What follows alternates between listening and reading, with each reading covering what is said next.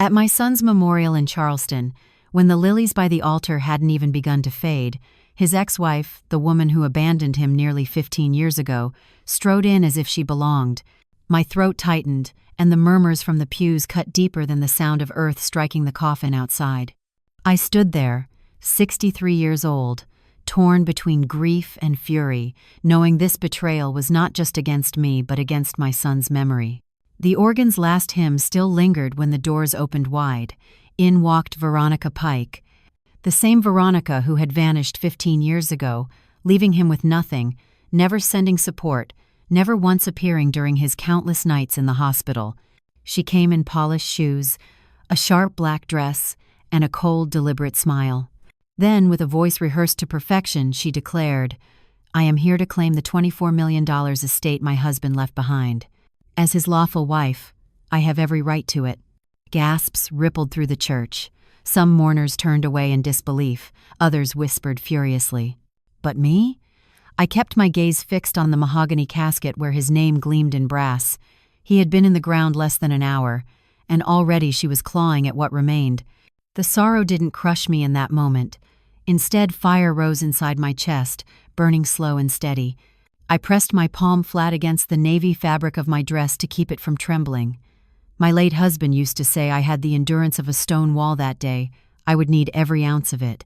Veronica's attorney, barely out of law school, stood beside her, shuffling through a green folder.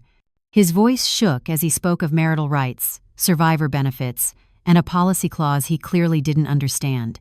What neither of them seemed to know was that Veronica had signed away every claim years ago in their final divorce decree. Beside me, Eleanor Marks, my lawyer, and the only person who shared my secret, gave a subtle nod as she slid a crimson-bound file from her bag. "Not yet," her eyes seemed to say. "Just wait." Across the aisle, the whispers swelled. Veronica's intrusion hadn't only broken the silence, it had torn apart the illusion of peace. All eyes shifted toward me, as if waiting for the widow mother to crumble. But I would not, as if I would break. But I didn't.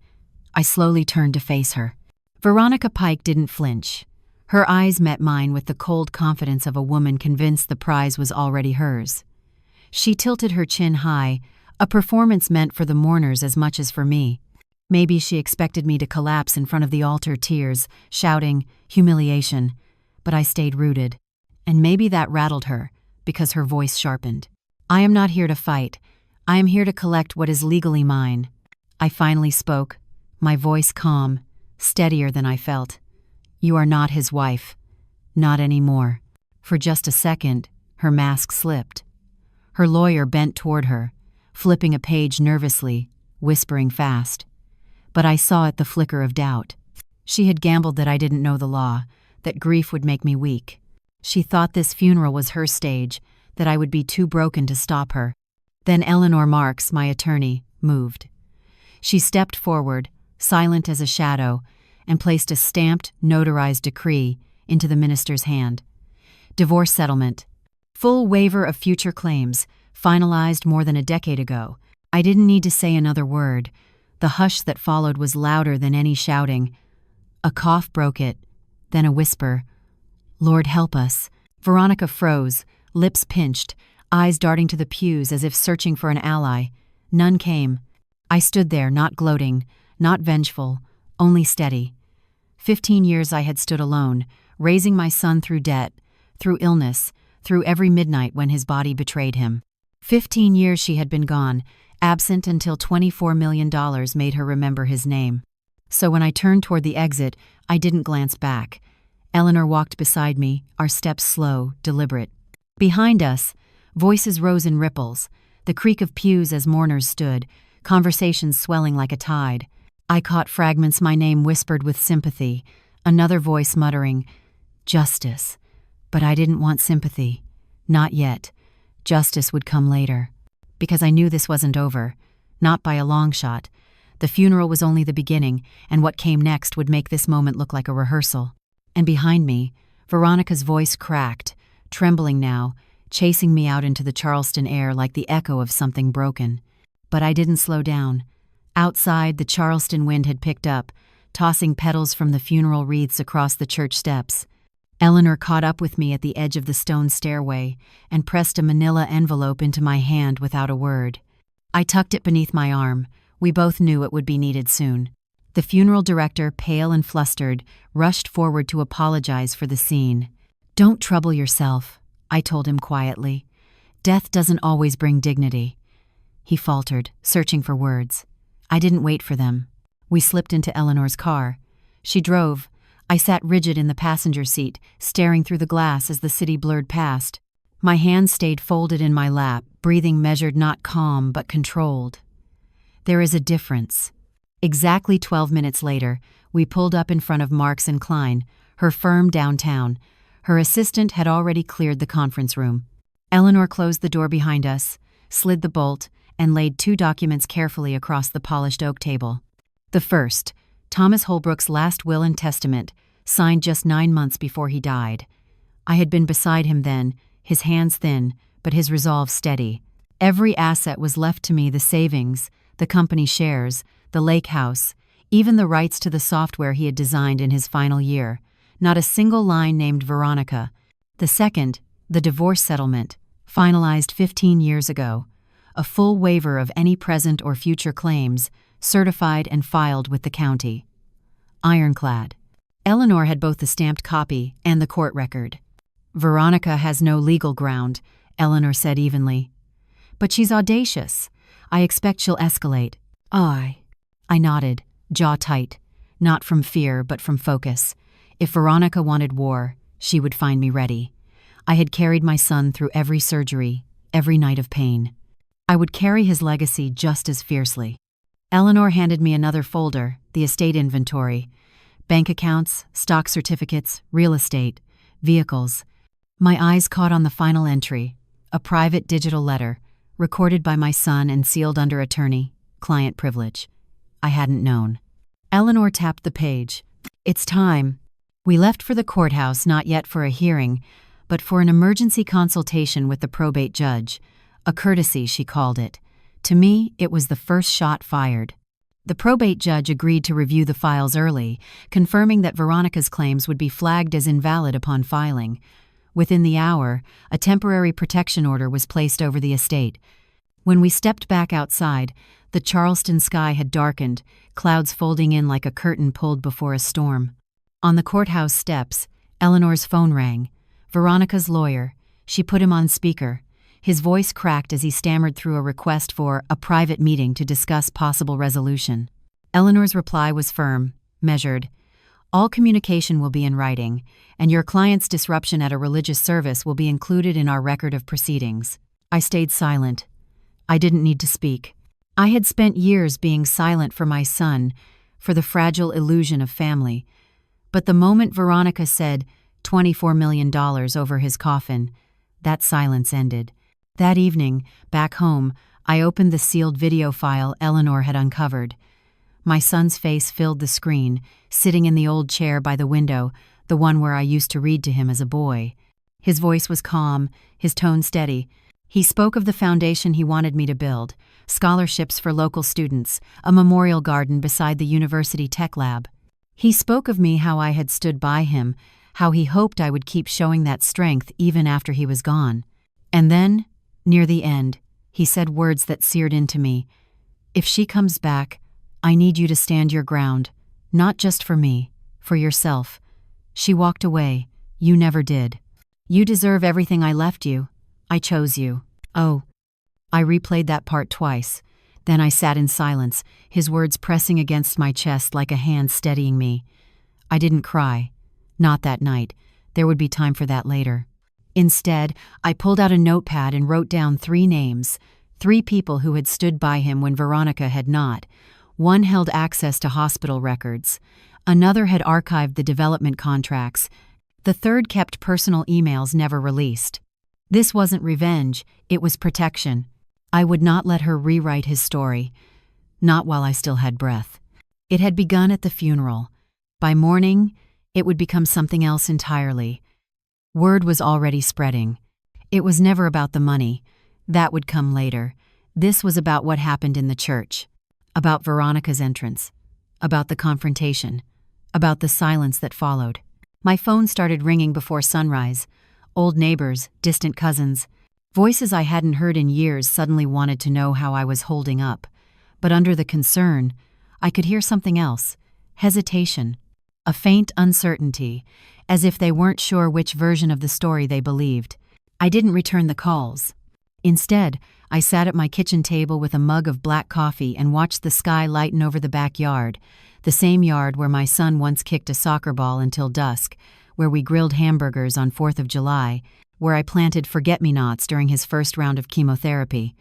A quiet place, a place for memory. But the quiet didn't last. By 10 o'clock, Veronica had posted a photo, a cropped picture of my son from years ago, one she had no right to share. Her caption was short: "Heartbroken to say goodbye to the love of my life. May justice be served." The comments came fast. Sympathy emojis, words like brave and unfair. Some urged her to fight for what's hers, strangers who didn't know the truth and didn't care to. That was the moment it shifted. I had expected a legal fight. I had secured the documents. But this was something different. This was public. This was image. And if I had learned anything in 63 years, it was this. People believe what they see first, even if it's a lie. I texted Eleanor. Her reply came within minutes. Already monitoring. Preparing a timeline for release. By 11, my son's CFO, Priya Patel, called. 2 journalists had already reached out, asking about the widow. Priya said the word with a sharp bitterness I appreciated. I told her to sit tight. We weren't going to react. We were going to respond. And there's a difference. At noon, I drove downtown. Eleanor had reserved a private room in Charleston's old mercantile library, once a bank, its walls still thick, the air still hushed. We didn't want ears. What we needed to prepare now wasn't just legal, it was reputational. Eleanor laid out the plan, precise as always. 3 parts. First, secure the legal ground. The judge's temporary protection order was in place. Next came a permanent motion to block Veronica's interference. That process had already begun. Second, gather every piece of personal evidence my son left, and every supporting document from his circle. Priya held the company emails and schedules. Miguel Alvarez, our longtime family notary, had certified copies of the divorce and property settlements. Daniel, the ICU nurse, had prepared a written statement about the final week testimony to the visit Veronica never made. And third, the part Eleanor had waited to reveal, prepare for the event. Not just a filing or a press release, but something visible. A public dedication to the foundation my son had planned. The best defense, she said, isn't only in court, it's in the crowd. She wasn't wrong. We set a date. 3 days from now. Location: Charleston City Hall's main conference chamber. Months before his death, my son had secured letters of support from the mayor and preliminary permits. We still had everything. We weren't inventing. We were continuing. Still, I told Eleanor this couldn't be about Veronica, or even me. It had to remain centered on him, his cause, his mission, his community. That was what mattered. That evening, I drove to the old tech office where he had worked. The building was quiet, furniture draped, halls echoing. After the acquisition, the staff had scattered, but Priya still kept a key. She met me at the front door and walked me to his old desk. His chair was there, the mug with the chipped handle.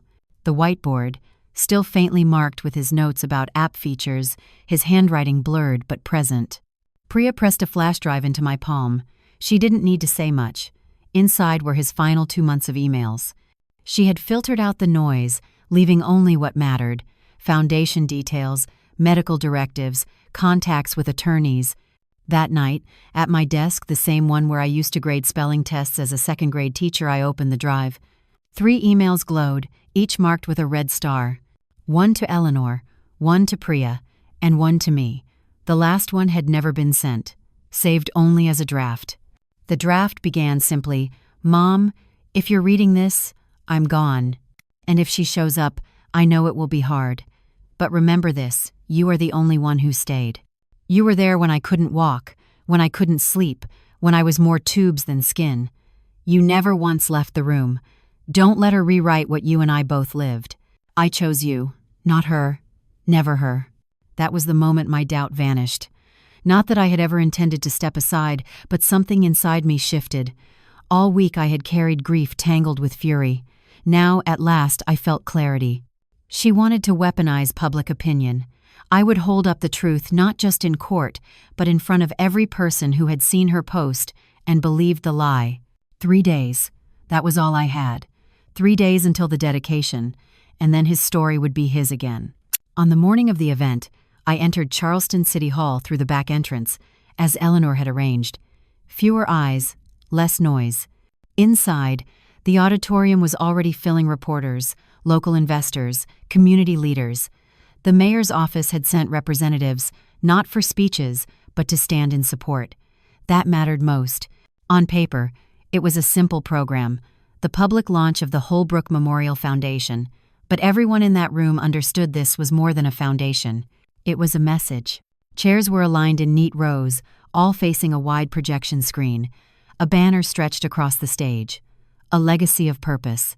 On each seat lay a program with my son's face on the cover, his quiet smile captured forever, the one he wore when pride crept through despite himself. That smile would speak for him now. Eleanor and Priya checked in the press. Miguel stood guard over a stack of legal binders, and Daniel guided elderly guests to their seats. Everyone had a role. Everyone knew the stakes. At 10:02 a.m., the doors closed.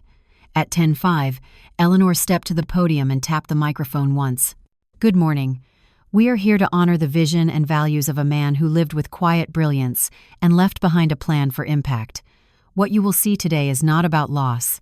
It is about intention, about clarity, about truth." She stepped aside. The lights dimmed. The screen flickered on, dated 5 weeks before his death. My son sat in a chair, shoulders a little slouched, eyes tired yet steady.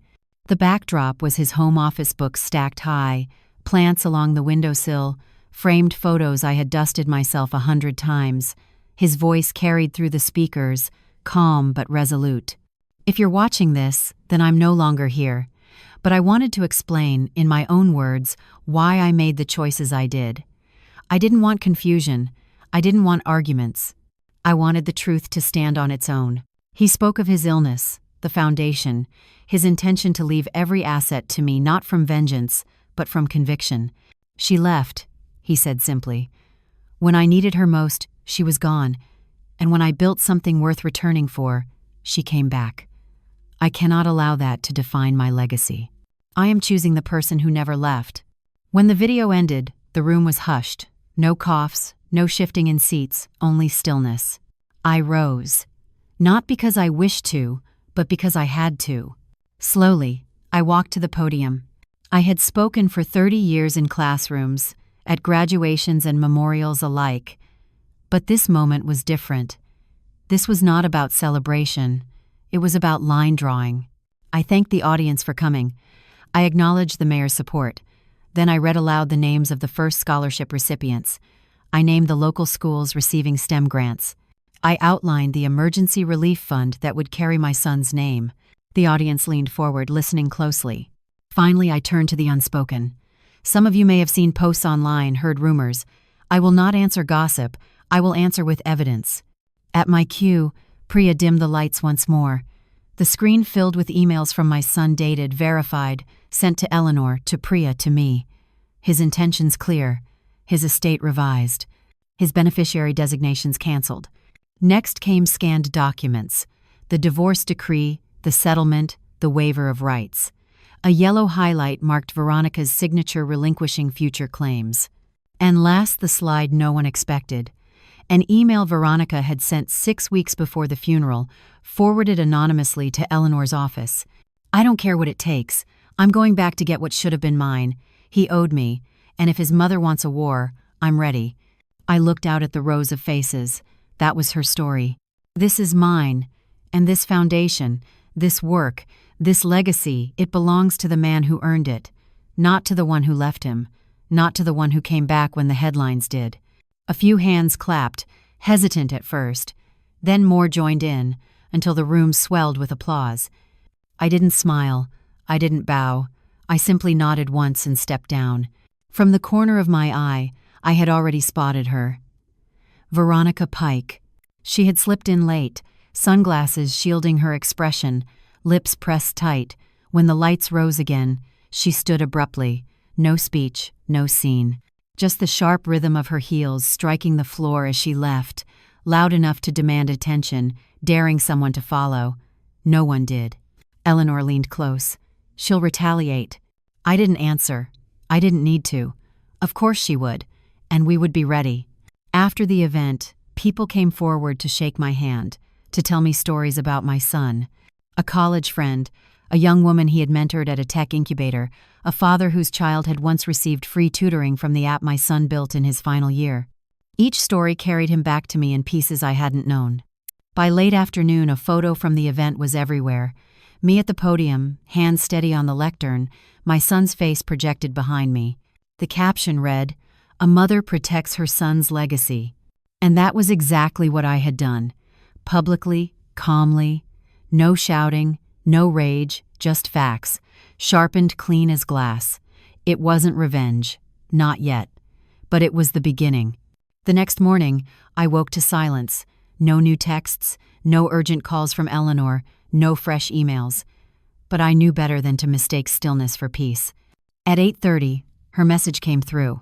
Stay off social media. 4 words, clipped and urgent. I obeyed until Priya called half an hour later. She didn't waste time. Veronica posted something, a video clip, spliced edits of your son, makes it sound like he regretted the will, and she added her own voiceover. I closed my eyes, breathing deep. City Hall had shaken her. Now she was fighting dirty. That afternoon, I met Eleanor again in the old bank building.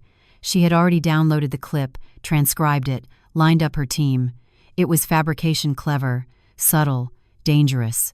Enough to fool anyone who wanted to believe her. Eleanor turned the laptop toward me and pressed play.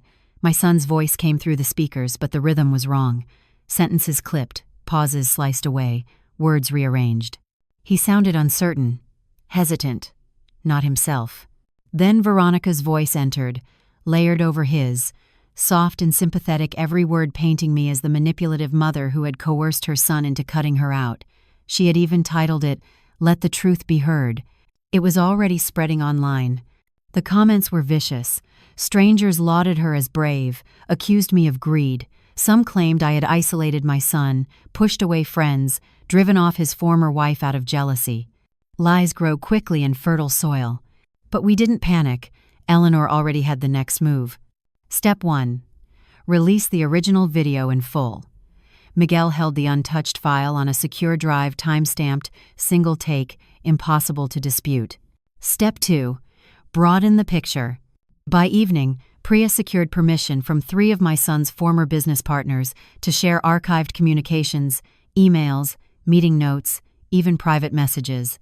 In one, dated 2 years before his death, he wrote, "She reached out again, not to ask about my health, not to apologize, just to ask if the IPO closed. I'm tired of pretending people care when they don't. I don't have the energy anymore." Eleanor compiled the records into a packet stamped, "Behavioral Pattern Documentation Clean." Devastating. The next morning we held a press briefing.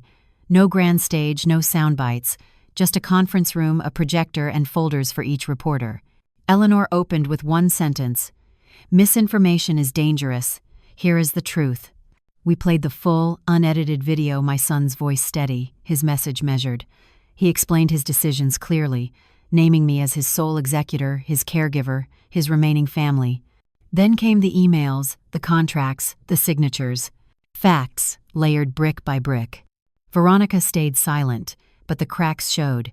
By evening, one community blog issued a retraction, another pulled her doctored video, a third ran side-by-side transcripts proving the manipulation. It was progress, but not enough. I wasn't chasing headlines. I was chasing clarity. That night I called Priya. "Release the memo." I told her the one my son had drafted from his hospital bed. It was meant for the board, but its tone was unmistakably personal. The memo laid everything bare. My son had outlined his vision for the foundation in exacting detail, why it carried my name, why it must be shielded from anyone who had abandoned him. Near the end, his words struck like iron. "I don't want my name used for anything fake, anything shallow. If people are going to remember me, let it be for what I actually did and who actually stood by me." Eleanor hesitated before agreeing to release it. It's powerful, she warned. But it will stir things up again. That's the point, I told her. At noon, the memo went live, backed by the Foundation's board. It never mentioned Veronica, not once, but it exposed every lie she had spun simply by existing. By evening, messages poured in from strangers, caregivers, widows, parents who had buried children too young. They wrote to say they believed me. They had lived through the same cruelty, people showing up too late, only when there was something left to claim. Their words steadied me, but they didn't silence Veronica. At 10:30 that night, Eleanor called again. She's filed a motion to contest the will, claims your son lacked mental capacity, claims coercion. I asked how strong the filing was. Eleanor's voice was cool. Weak, but it will force discovery. Records, depositions. I didn't flinch. Let her dig. The deeper she goes, the more truth she'll find. Because this was no longer about money. It was about character. And character outlives fortune. She wanted war. I had warned her. Now she had it on record, in ink. The filing landed late Thursday night. At 9:42 p.m., Eleanor forwarded me the full motion, annotated in her neat margin notes. At the bottom she had typed, "You do not need to respond yet. But you should see this." I sat at the kitchen table where I had once spread out science projects and spelling lists. The same table where I'd shaved my son's head after his first round of chemo, cracking jokes to mask our fear as hair came off in tufts. Now that table held a thick stack of accusations, that I had isolated him, bent him, manipulated him, that I had stolen from him, that I had been ruthless. Used his pain to my benefit. That was the accusation written in black ink. I let myself feel it. Not the anger, not yet. The grief. It pressed into my chest like an old weight I thought I had already carried to its end. Reading that motion was to relive every hour I had sat beside him, every time I held a vomit bag in one hand and his fingers in the other, every time I pressed the morphine button when the nurse didn't come fast enough. They called me ruthless, but they weren't there when I read to him through the nausea, when I changed his sheets at 3 a.m, when I rubbed his feet so he could sleep. They weren't there the night he woke screaming, lost, not knowing what year it was. They weren't there the afternoon he looked at me, clear-eyed, and asked me to promise she would never get a penny. I was. So I let the grief settle. I didn't push it away. I poured a glass of water, sat still, let the words of the motion wash over me. And I remembered exactly who I was, not the woman they described on paper, but the mother who stayed. The next morning I walked into Eleanor's office. She already had a draft response waiting, but before we spoke of filings, we sat in silence. She studied me as if expecting me to crack, to rage, to collapse. I didn't. I only said, "Let's make it clean. Let's make it final." She nodded. Together we listed the affidavits. Daniel's testimony as the ICU nurse, Priya's statement as CFO, Miguel's notarized logs, the complete email chain documenting my son's requests, his recorded voice, his private memo, every piece of truth, gathered. But I wanted more than legal paperwork. I needed something human, something that belonged not just in a courtroom but in the world he had left behind. "I want to write a letter," I told Eleanor. "Not for court, for the Foundation, for the community." She hesitated, then agreed. That weekend I sat at my kitchen table with a pen. No screens, no edits, just longhand. I am not my son's voice, but I am the echo of what he believed. He believed in fairness. She thought her lies would bury me. Instead, they gave me the fire to fight back. And trust me, the courtroom hasn't even opened yet.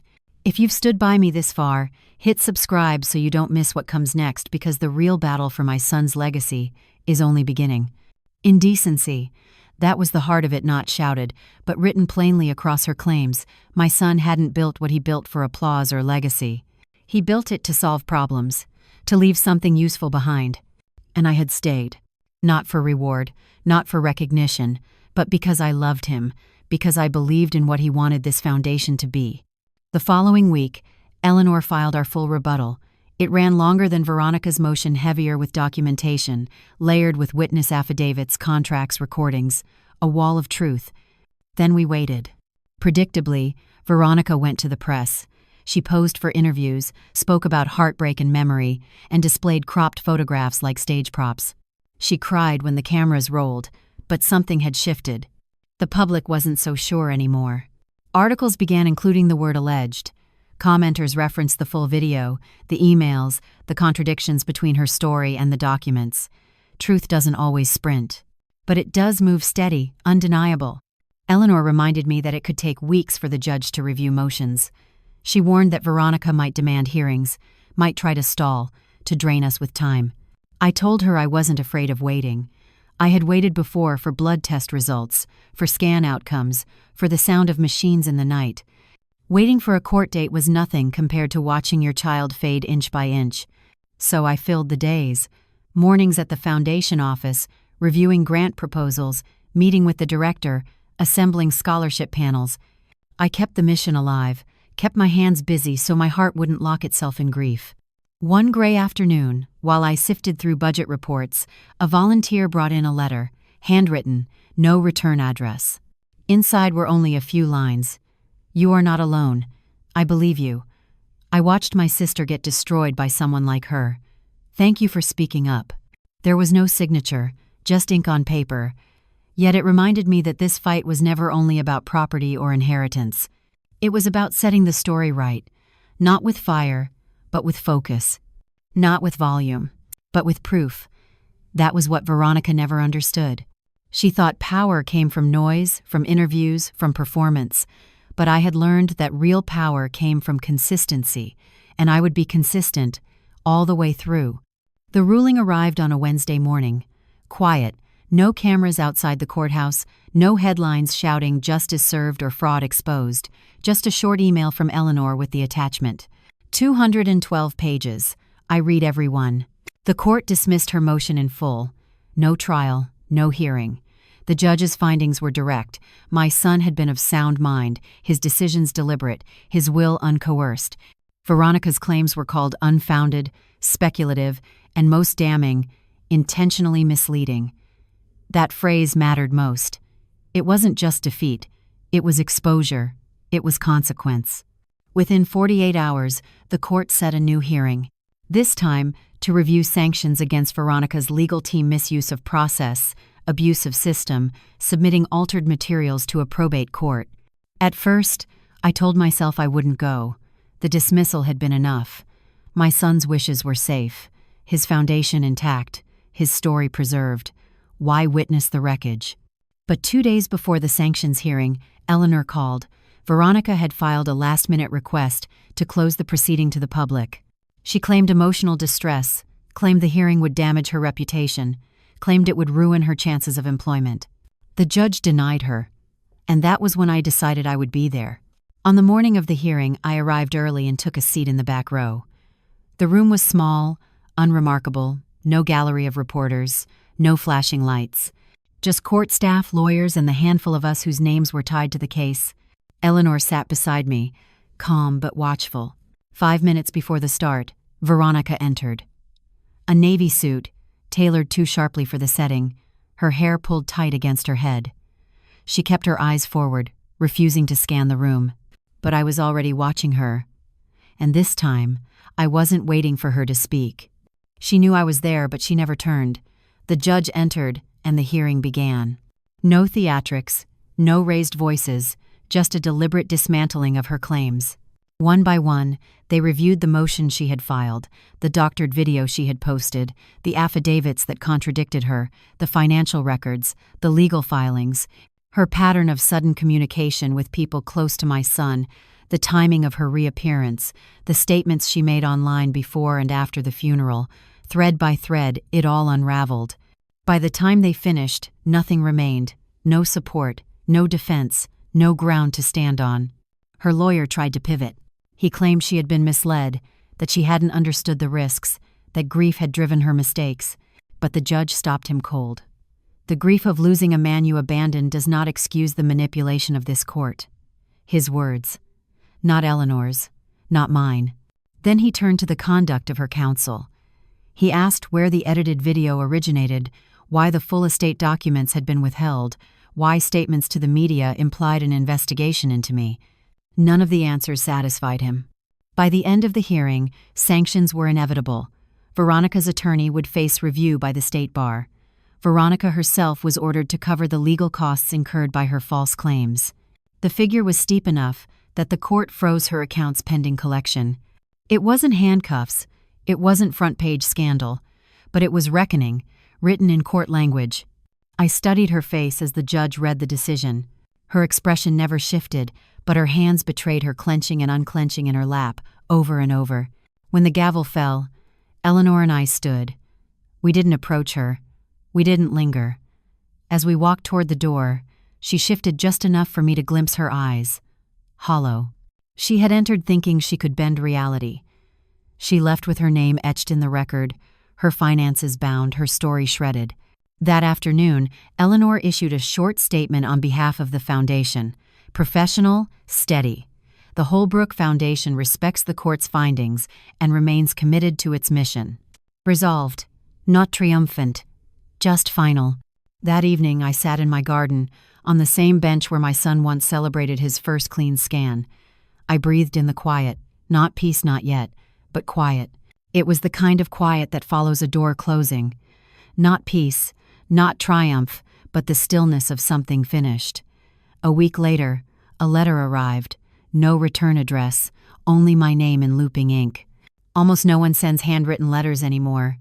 But before I opened it, I already knew who it was from. It wasn't confession. It wasn't apology. It wasn't even a threat. It was a single request. I need 5 minutes, just to say one thing in person. I set the letter on my nightstand and left it there for 2 days. I didn't show it to Eleanor. I didn't call anyone. Then, one afternoon, I dialed the number scrawled at the bottom. I told her to meet me at the public greenhouse on Sycamore Street. Midday. Neutral ground. No cameras, no eyes. When I arrived, she was already seated on a bench near the orchid section. That felt deliberate. Orchids don't beg for attention. They command it quietly. I approached, sat down. Space stayed between us. For nearly a minute, neither of us spoke. Then she began, not an apology, not a softened plea. Her voice was clipped but not cold. She said she was angry. Angry at being written out of her own history. Angry that the world remembered her only as the woman who left. Angry that my son had moved on and found meaning elsewhere. She admitted she thought she could reclaim a piece of the story by stepping back in after he died. Not for money, she said, but for relevance. For image. For the right not to be forgotten. I let her speak. When she finished, I told her the truth. Being forgotten isn't punishment. It's consequence. You disappear from people's lives when you choose to disappear from their pain. My son had spent a decade rebuilding from what she left behind. His dignity wasn't a prize. It was earned with grit, with nights of silence, with friendships forged from nothing. Legacy isn't built through drama. It's built through showing up when there's nothing to gain. She looked away, fingers clenched on the bench.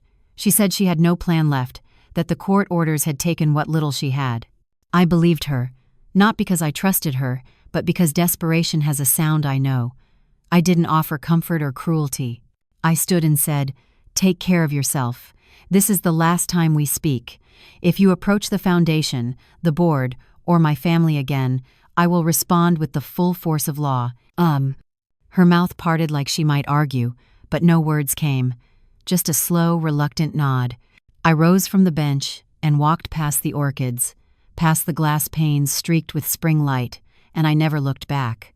That evening I sat at my dining table with a cup of tea, a folder of foundation reports, and a photograph I hadn't touched in years. My son taken the year before he died, standing outside a rural school in South Carolina where he had helped fund a literacy program. He wasn't smiling, but there was strength in the way he stood, surrounded by children who had no idea of the burden he carried. I studied that photo, and for the first time in months, the sharp edge of grief dulled.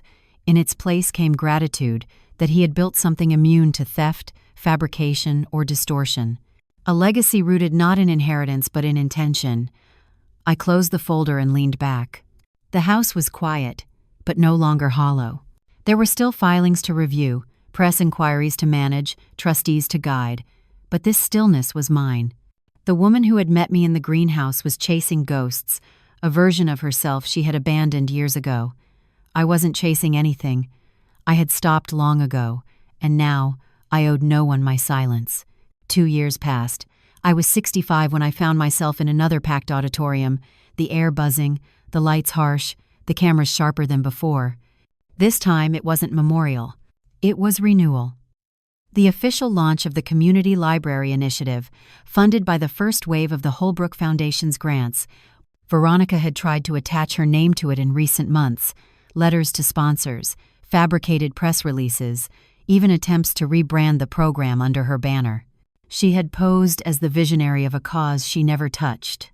I let her try. Watched the delusions pile up: unanswered emails to the mayor's office, interviews requested under false credentials. It all collapsed quietly.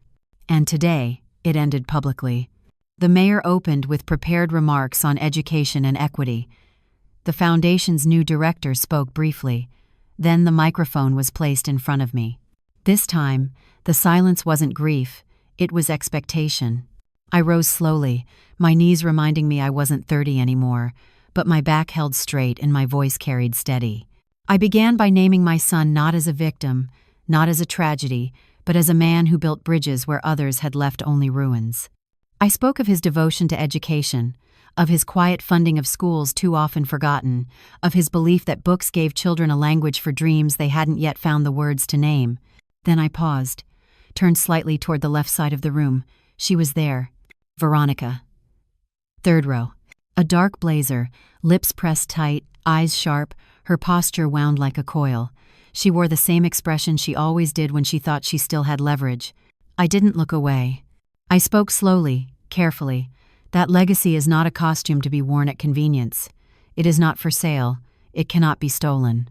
I explained that the foundation had been approached by individuals claiming ties they never earned, attempting to turn grief into currency. That these individuals were now permanently barred, by court order, from any contact with the foundation, its assets, or its representatives. And then I said the libraries and every project yet to come would bear not only my son's name, but also the names of the children he taught, the communities he served, the people who stayed when others vanished. Silence. No applause, no gasp, just a thick awareness that something final had been set in stone. I stepped down, my cane tapping lightly against the floor, and returned to my seat. I didn't look at her again, but I felt the shift, the unraveling. She didn't move for a long time, just sat frozen as the event continued without her. Afterward, board members thanked me. The mayor shook my hand. Reporters asked for quotes. I declined. My work was done. The weight settled later, at home. A message awaited me from the foundation's counsel.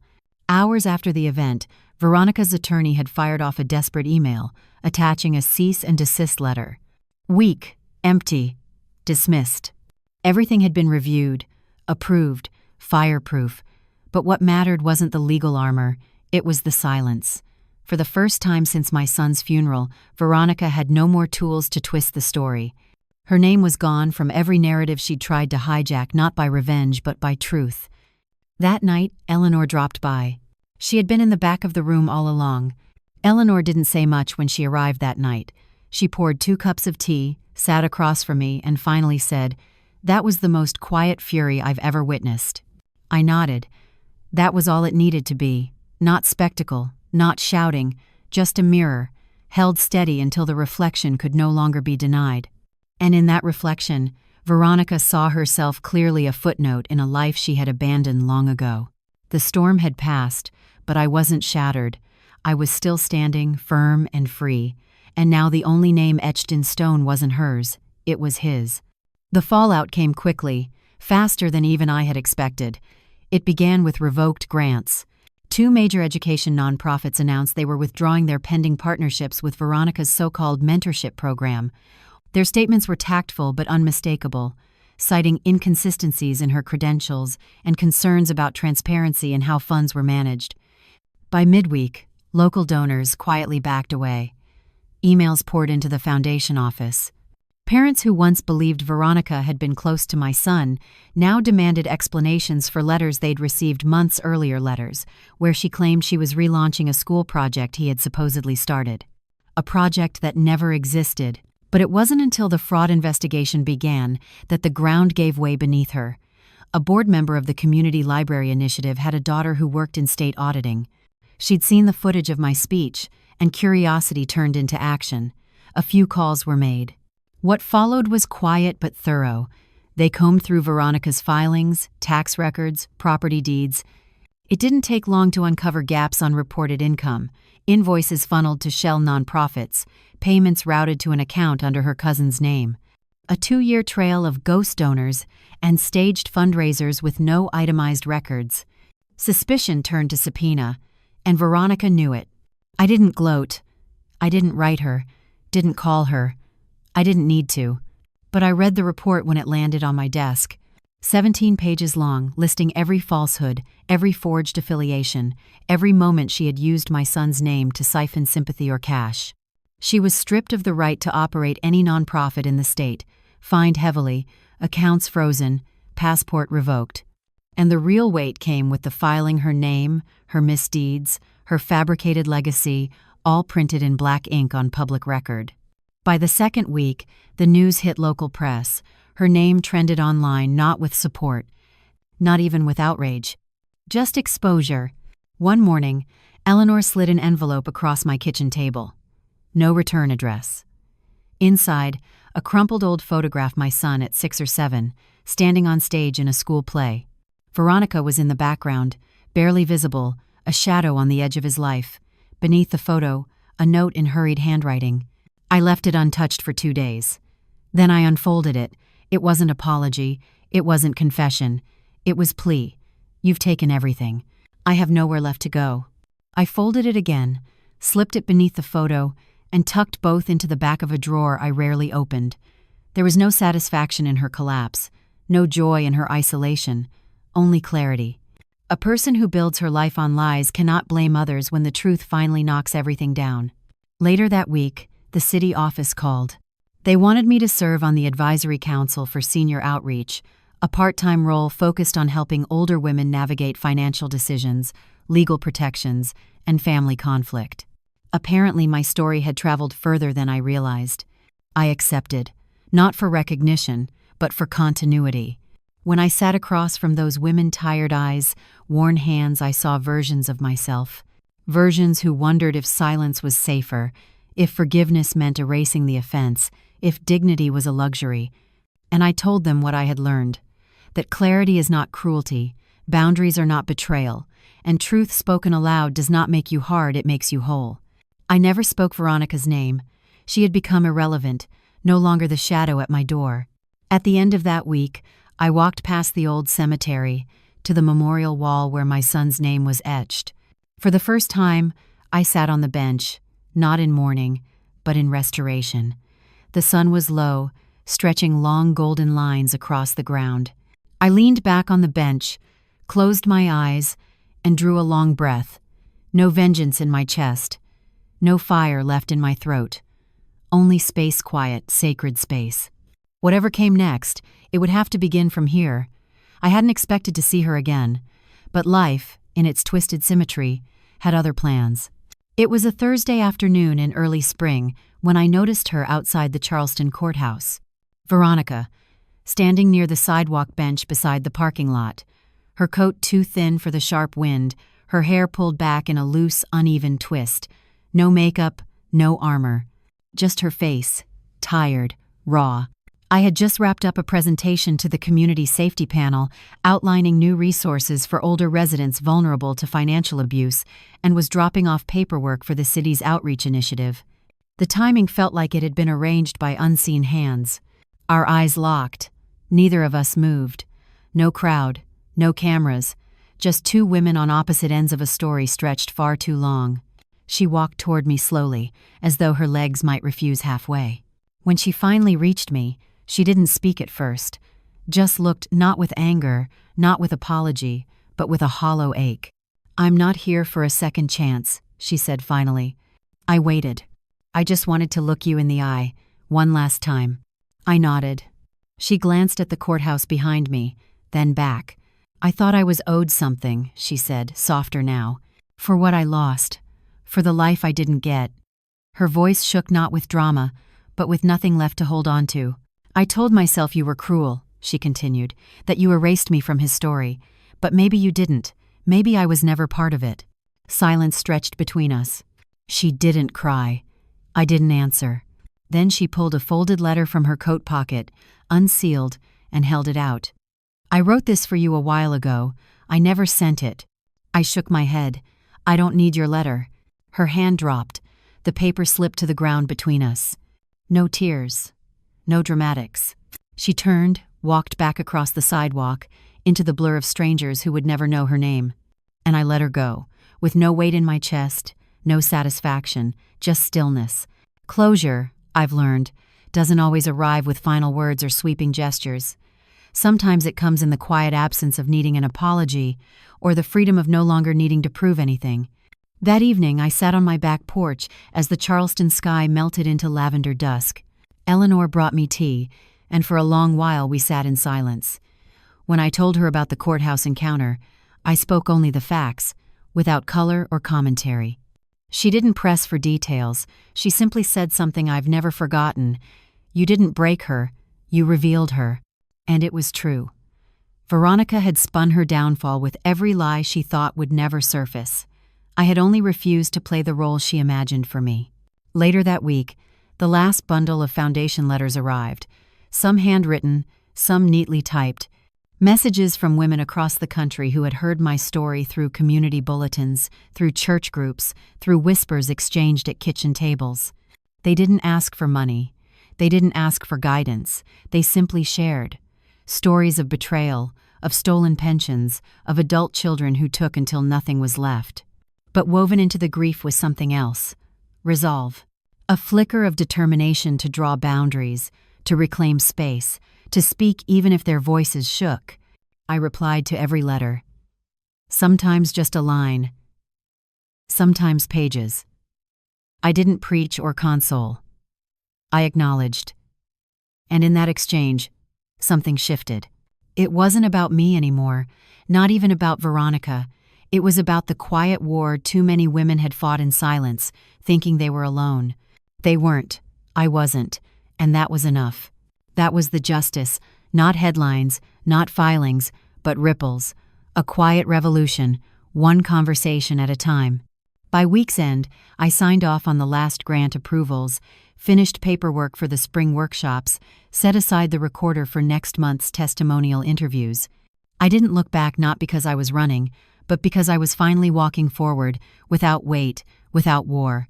The next spring, I planted roses along the porch rail, crimson climbers on one side, pale ivory on the other, fire and grace, strength and peace.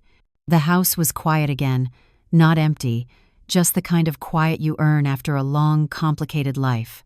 Eleanor had returned to teaching part-time, and I had settled into weekly board meetings mentoring younger women caught in their own storms. I didn't tell those women how to survive. I reminded them they already had. The foundation, born out of court battles and grief, had taken on a life of its own. Within months, partnerships rolled in shelters, legal aid groups, even churches that once looked away. For every rejection letter from some polished institution, concerned about tone, I received 2 handwritten notes from women who finally felt seen. And I had no interest in being palatable anymore. I had spent too many years folding myself into a smaller version of womanhood, one that apologized before speaking, brewed coffee before saying no, handed over power under the illusion of love. Those days were gone. Veronica never returned, not even when the state published its final sanctions. Her accounts were liquidated, her nonprofit rights stripped. The last properties she claimed as hers were sold to settle fines. Her name dwindled in the news until it was just another cautionary line in the archives. I never cheered, not out loud, but when the judge declared my rights secure and the foundation protected, I smiled the smallest smile, not because she had lost, but because I hadn't. That was enough. Eleanor moved in with me soon after. She said her knees had grown tired of climbing apartment stairs and her evenings too quiet. At 5 each evening we shared tea on the porch, laughing at the headlines that still circulated, the widow who defended her son's legacy, as if they could capture what really happened. They never did. The people who mattered already knew. Sometimes, while cleaning, I'd stumble across old photos. A younger me, a younger version of my son, eyes bright with promise. I never burned them, never hid them. I placed them gently in the cedar chest beneath my bed, where memories could rest without needing to rise again. By summer, The roses climbed higher along the porch rails, wrapping the wood like arms holding the future steady. Neighbors stopped by more often, some with pies, some with questions, some just to sit in the shade and breathe the peace that now lived here. I didn't give speeches. I didn't wear victory like a crown. I simply showed up, day after day, as myself whole, weathered, awake. That was the real triumph. Not headlines, not settlements, but the quiet reclaiming of self. In that space I found joy. Not loud joy, but the kind that hums softly like wind through leaves, like laughter over supper, like forgiveness not for others, but offered gently to yourself. I've walked through grief, betrayal, and battles I never asked for, and I've come out standing. If you believe in protecting dignity and defending the truth, I ask you to stand with me. Subscribe, share my story, and let your voice be heard in the comments below. Tell me what part of my journey spoke to you, because your words matter. They carry strength, not just for me, but for every person fighting silently in their own home.